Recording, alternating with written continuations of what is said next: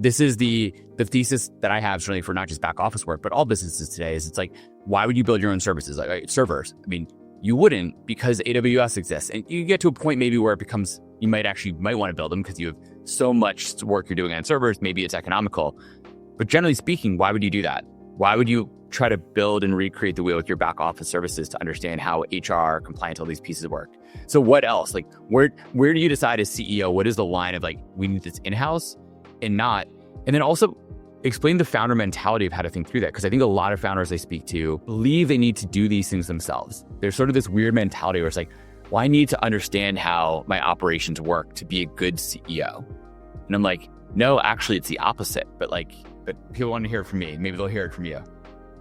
Yeah, I mean, I think it's funny because it's like a bell curve, right? There's where you want to outsource as much as possible from the beginning that you don't need to do, and then maybe at some point in time you come to a conclusion that you need to have more control over some of those elements. You bring it in house, but then you also hear the stories of, this is to the bell curve. You hear about even some big companies that had stuff in house are moving away from those things. I think Amazon and announcing this giant white collar jobs layoff is a great example of that, where they've looked at a whole bunch of areas where they're like, you know what, we just don't need to have this in house anymore. We don't need to have all these people. So it's you have to look at it through the life cycle of the company, what the needs are. But I'm such a huge fan of outsourcing wherever you can, because what you get to do then is you get to have people that are experts, right? Like having Chore do HR, yeah, exactly, HR. Like you get to have the benefit of Chore doing HR, not just for say Doma, but for all these other companies. So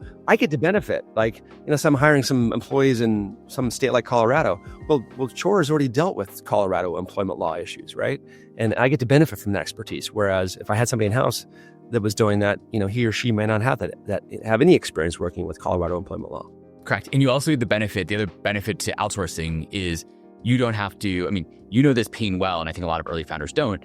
You don't have to recruit, hire, train, or manage Chore either, or your outsourcing partner, right? You don't. The cost of doing those pieces of recruiting, hiring, training someone, and then managing them weekly, doing a one-on-one weekly with someone in an area you don't care about, like you don't care. I'm not putting words in your mouth, but like you probably don't care about how HR is working. You care about your culture as your company. But you don't care about the HR. So you're gonna have a one-on-one with your head of HR of like, oh, our payroll system broke. You're like, why am I wasting? I would imagine you'd say like, why am I wasting time on this? Like, I don't care. Just go fix it. Like, I don't want me to have a one-on-one with you about this weekly. CEOs need to be ferociously protective of their time, like ferociously, and try to find every way possible to not have things, drawing on your time, right? And having 12 direct reports. That's the death of a CEO, right?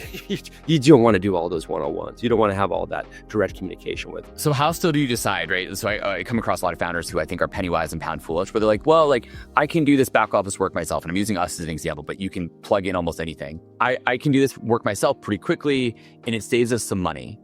And I'm like, what I would say to them is like, yeah, but your time is so important. Like no VC gave you money. And it's like, congratulations, you saved a few extra $1,000s this month, but you wasted 20 hours of your time, and now you're 20 hours behind your competition.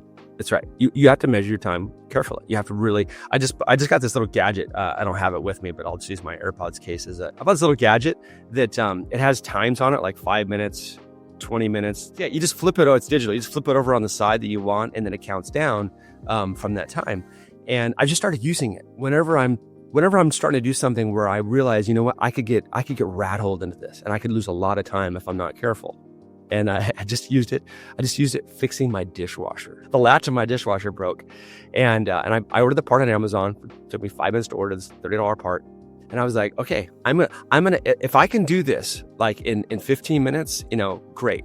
But it's beyond 15 minutes, and I think it's gonna be like 15 more, that's it. Call it. It's just like, my time's too valuable. Like, let the expert come in and do it. Like, don't get sucked into this rat hole. Manage your time carefully.